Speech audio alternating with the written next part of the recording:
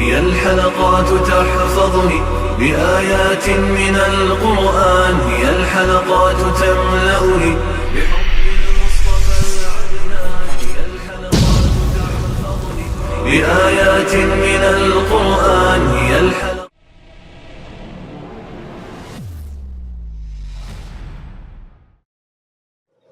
سورۃ البقرہ آیت نمبر 216. اعوذ باللہ من الشیطان الرجیم، بسم اللہ الرحمن الرحیم.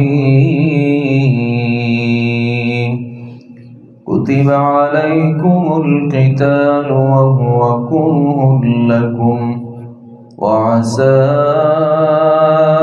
أن تكرهوا شيئا وهو خير لكم وعسى أن تحبوا شيئا وهو شر لكم والله يعلم وأنتم لا تعلمون. يسألونك عن الشهر الحرام قتال فيه قل قتال فيه كبير وصد عن سبيل الله وكفر به والمسجد الحرام وإخراج أهله منه أكبر عند الله والفتنة أكبر من القتل ولا يزالون يقاتلونكم حتى يردوكم عن دينكم إن استطاعوا ومن يرتد منكم عن دينه فيمت وهو كافر فأولئك حبطت أعمالهم في الدنيا والآخرة وأولئك أصحاب النار هم فيها خالدون. إن الذين آمنوا والذين هاجروا وجاهدوا في سبيل الله أولئك يرجون رحمة الله والله غفور رحيم. کتب علیکم القتال، تمہارے لیے لڑنا لکھ دیا گیا ہے. وَهُوَ كُرْهٌ لَكُمْ، حالانکہ وہ تمہیں ناپسند ہے. وَعَسَىٰ أَن تَكْرَهُوا شَيْئًا، ہو سکتا ہے کہ تم ایک چیز کو ناپسند کرو. وَهُوَ خَيْرٌ لَكُمْ، اور وہ تمہارے لیے بہتر ہو. وَعَسَىٰ أَن تُحِبُّوا شَيْئًا، اور ہو سکتا ہے کہ ایک چیز سے تم محبت کرو. وَهُوَ شَرٌّ لَكُمْ، اور وہ تمہارے لیے بدترین ہو. اللہ یعلم، اللہ زیادہ جانتا ہے. وَأَنْتُمْ لَا تَعْلَمُونَ، اور تم نہیں جانتے. يَسْأَلُونَكَ عَنِ الشَّهْرِ الْحَرَامِ قِتَالٍ فِيهِ، وہ آپ سے سوال کرتے ہیں حرمت والے مہینے کے متعلق، اس میں لڑنے کے بارے میں. قل کہہ دیجئے قِتَالٌ فِيهِ كَبِيرٌ، اس میں لڑنا بہت بڑا ہے. وَصَدٌّ عَن سَبِيلِ اللَّهِ، اور اللہ کے راستے سے روکنا ہے. وَكُفْرٌ بِهِ، اور اس کے ساتھ کفر کرنا. وَالْمَسْجِدِ الْحَرَامِ، اور مسجد حرام سے روکنا. وَإِخْرَاجُ أَهْلِهِ، اور اس کے رہنے والوں کو نکالنا. منہ، اس سے. اکبر عند اللہ، اللہ کے نزدیک زیادہ بڑا ہے. وَالْفِتْنَةُ أَكْبَرُ مِنَ الْقَتْلِ، اور فتنہ برپا کرنا قتل سے بڑا ہے. وَلَا يَزَالُونَ يُقَاتِلُونَكُمْ، اور وہ ہمیشہ تم سے لڑائی کرتے رہیں گے. حَتَّى يَرُدُّوكُمْ عَنْ دِينِكُمْ، یہاں تک کہ وہ تمہیں تمہارے دین سے لٹا دیں گے، پھیر دیں گے. اِنِ اسْتَطَاعُوا، اگر وہ استطاعت رکھ لیں. وَمَن يَرْتَدِدْ مِنْكُمْ عَنْ دِينِهِ، اور جو کوئی اپنے دین سے ارتداد اختیار کر دے، پھر جائے، فیمت، اور وہ مر جائے، وہو کافر، اس حال میں کہ وہ کافر تھا، فاولئک، تو یہی لوگ ہیں، حبطت اعمالہم فی الدنیا والآخرہ، ضائع ہو گئے ان کے اعمال دنیا میں بھی اور آخرت میں بھی، اور یہی لوگ دوزخی ہیں جو اس میں ہمیشہ رہیں گے۔ ان الذین آمنوا، بلا شبہ وہ لوگ جو ایمان لائے، الذین ہاجروا، اور وہ جنہوں نے ہجرت کی، وجاہدوا فی سبیل اللہ، اور اللہ کے راستے میں انہوں نے جہاد کیا، اولئک یرجون رحمت اللہ، یہی لوگ ہیں جو امید رکھتے ہیں اللہ کی رحمت کی، اللہ غفور الرحیم، اور اللہ تعالیٰ بہت ہی زیادہ بخشنے والا، نہایت رحم کرنے والا ہے۔ اللہ تعالیٰ نے اس سے پہلے اپنے مال کے ساتھ جہاد کرنے کا تذکرہ کیا۔ مال کے ساتھ جہاد کرنا، اللہ کے راستے میں خرچ کرنا ہے۔ یہاں اللہ رب العالمین نے اللہ کے راستے میں اپنی جان کو پیش کرنے کا تذکرہ کیا۔ اللہ تعالیٰ فرماتے تمہارے لیے جہاد کو، قتال کو، لڑنے کو اللہ نے فرض کر دیا ہے۔ ممکن ہے کہ تم اللہ کے راستے میں لڑنے کو ناپسند کرو اور تم واقعتاً اس کو ناپسند ہی کرتے ہو۔ جیسے اللہ نے روزوں کو فرض کیا، ہم نے قرآن مجید میں پڑھا، کتب علیکم الصیام، تمہارے اوپر روزے فرض کر دیے گئے ہیں۔ اللہ نے انہی الفاظ کے ساتھ کہا کہ تمہارے لیے جہاد کرنا جو ہے یہ فرض کر دیا گیا ہے۔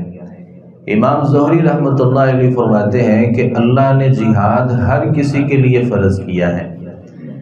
جو میدان جہاد میں لڑنے کے لیے جاتا ہے جہاد اس کے لیے بھی ہے، اور جو اپنے گھروں میں رہتا ہے جہاد اس کے لیے بھی ہے۔ البتہ اللہ نے جہاد کی نوعیتیں مختلف کر دی۔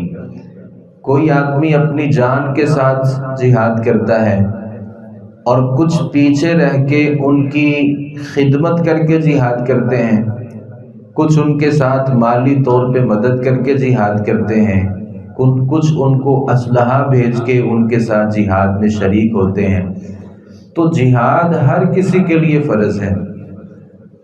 جہاد، نبی صلی اللہ علیہ وسلم نے فرمایا کہ وہ آدمی جو اس حالت میں مر گیا، کبھی زندگی میں اس نے جہاد نہیں کیا، اور کبھی اپنی زندگی میں اس بندے نے جہاد کا ارادہ نہیں کیا۔ صحیح مسلم کی روایت ہے، نبی صلی اللہ علیہ وسلم نے فرمایا مات علی شعبۃ من النفاق، وہ آدمی جب بھی مرے گا منافقت کے ایک شعبے پر مرے گا، مسلمان نہیں ہوگا۔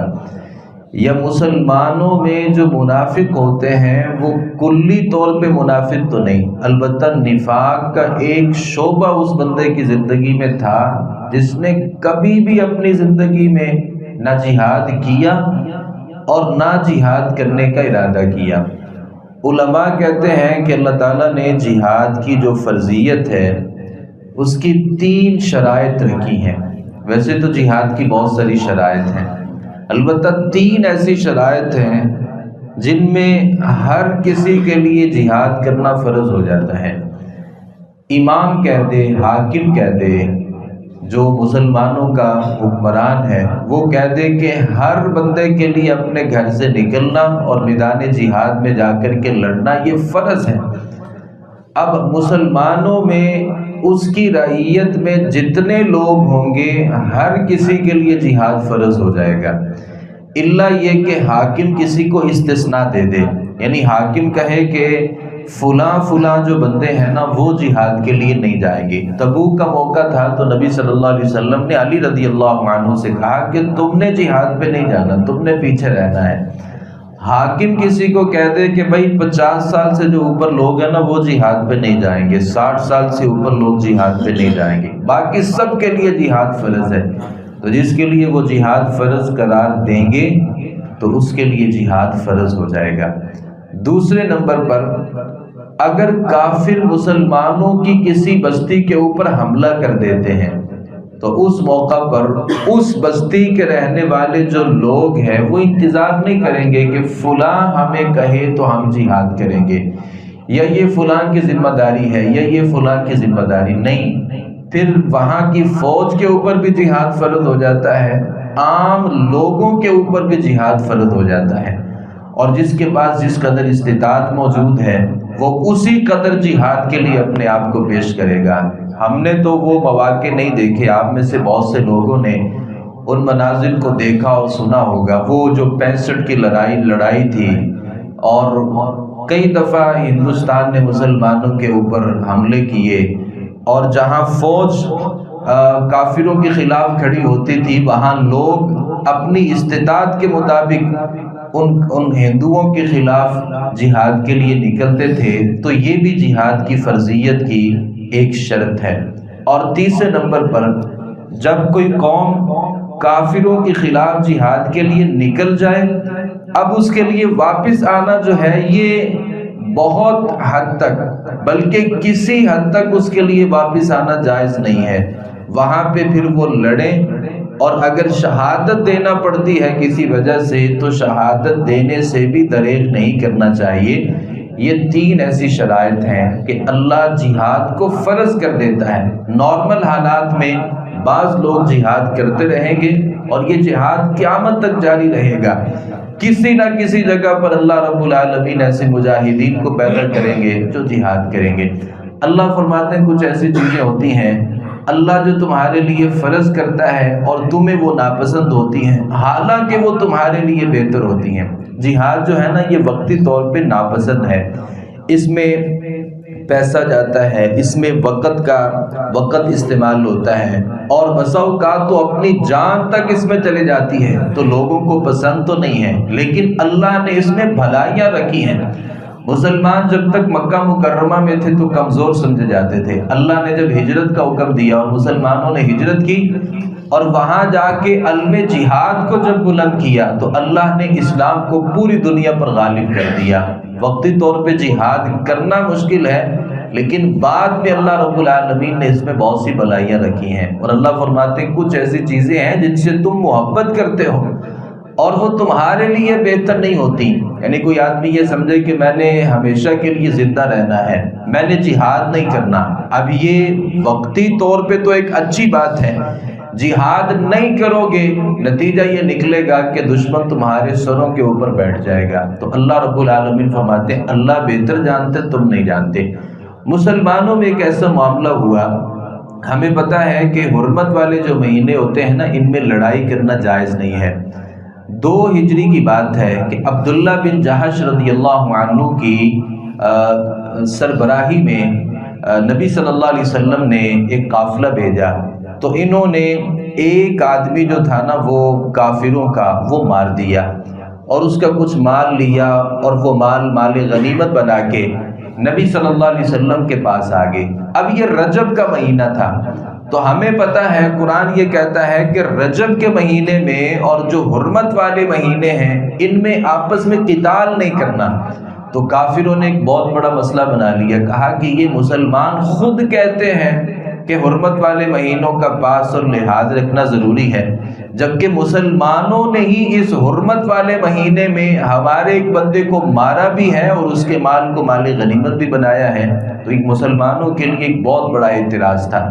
تو صحابہ کرام نبی صلی اللہ علیہ وسلم کے پاس آئے اور کہا کہ حرمت والے مہینے جو ہوتے ہیں کافر یہ کہتے ہیں کہ آپ نے ہمارا ایک بندہ مار دیا، تو اللہ رب العالمین نے یہ آیت مبارکہ نازل فرمائی۔ اللہ فرماتے ہیں وہ آپ سے سوال کرتے ہیں کہ حرمت والے مہینوں میں قتال کرنا جائز ہے یا قتال کرنا جائز نہیں ہے، تو آپ ان سے کہہ دیجئے قتال فیہ کبیر، اس میں لڑنا بہت بڑا ہے، لیکن اللہ رب العالمین فرماتے مجھے یہ بتاؤ کہ اللہ کے راستے سے لوگوں کو روکنا، مسجد حرام میں آنے سے لوگوں کو روکنا، اور یہاں سے رہنے والوں کو ان کے گھروں سے نکالنا، کیا یہ بڑا گناہ نہیں ہے؟ یعنی کافر مسلمانوں کو اسلام قبول کرنے سے بھی روکتے ہیں، مسجد حرام میں داخلے پر بھی پابندی لگاتے ہیں، اللہ کے ساتھ کفر بھی کرتے ہیں، کیا یہ گناہ نہیں ہے؟ یعنی تمہیں اپنے گناہ نظر نہیں آتے، اور مسلمانوں نے کسی وجہ سے اگر ایک بندے کو قتل کر دیا ہے تو یہ آپ کے نزدیک بہت بڑا گناہ ہو چکا ہے۔ تو اللہ رب العالمین فرماتے ہیں کہ یہ جو تم فتنہ برپا کرتے ہو مسجد حرام کے اندر اور اللہ کے ساتھ کفر کر کے اور مسلمانوں کو مسجد حرام سے روک کر کے، کیا تمہارے گناہ کوئی چھوٹے گناہ ہیں؟ اللہ رب العالمین فرماتے ہیں یہ کافر ہمیشہ کوشش کریں گے کہ تمہیں تمہارے دین سے واپس کفر کی طرف پھیرنے۔ یاد رکھیے گا جو بندہ اسلام کو قبول کرنے کے بعد دوبارہ کافر ہو جائے فَأُولَٰئِكَ حَبِطَتْ أَعْمَالُهُمْ فِي الدُّنْيَا وَالْآخِرَةِ، اللہ اس کے اسلام کی حالت میں جو اس نے نیکیاں کی تھیں اللہ وہ دنیا کے اعتبار سے بھی برباد کر دیتا ہے، اور آخرت میں بھی اس مسلمان جو بعد میں مرتد ہو گیا ایسے آدمی کے لیے قیامت کے دن کوئی چیز نہیں ہے۔ اور جب بھی یہ آدمی مرے گا یہ دوزخی ہو کر کے مرے گا اور اس میں ہمیشہ رہیں گے۔ ان الذین آمنوا، اللہ رب العالمین فرماتے ہیں وہ لوگ جو ایمان لاتے ہیں پھر اللہ کے راستے میں ہجرت کرتے ہیں اور اللہ کے راستے میں جہاد کرتے ہیں، یہ اللہ کی رحمت کو پا لیتے ہیں۔ اور یہ ذہن میں رکھیے گا کہ اب ہجرت کا جو تصور ہے وہ ختم ہو چکا ہے۔ نبی صلی اللہ علیہ وسلم فرماتے ہیں لا ہجرت بعد الفتح، فتح مکہ کے بعد کوئی ہجرت نہیں ہے۔ اب ہجرت کیا ہے؟ والمہاجر من ہجر ما نہی اللہ عنہ، مہاجر وہ ہوتا ہے جو گناہوں سے نیکیوں کی طرف ہجرت کر لیتا ہے، جو پہلے گناہ کرتا تھا پھر اس گناہ کو چھوڑ دے اور وہ نیکی کی طرف آنا شروع ہو جائے۔ نبی صلی اللہ علیہ وسلم فرماتے ہیں وہ صحیح معنوں میں مہاجر ہے۔ تو اللہ فرماتے ہیں جو ایمان لاتے ہیں پھر اللہ کے راستے میں ہجرت کرتے ہیں یہ اللہ کی رحمت کو پانے والے لوگ ہیں۔ اللہ غفور رحیم، اور اللہ بہت ہی زیادہ بخشنے والا رحم کرنے والا ہے۔ اللہ تعالیٰ سے دعا ہے صحیح معنوں میں قرآن مجید کو سمجھنے، اس پر عمل پیرا ہونے کی توفیق عطا فرمائے۔ وما علینا الا البلاغ المبین۔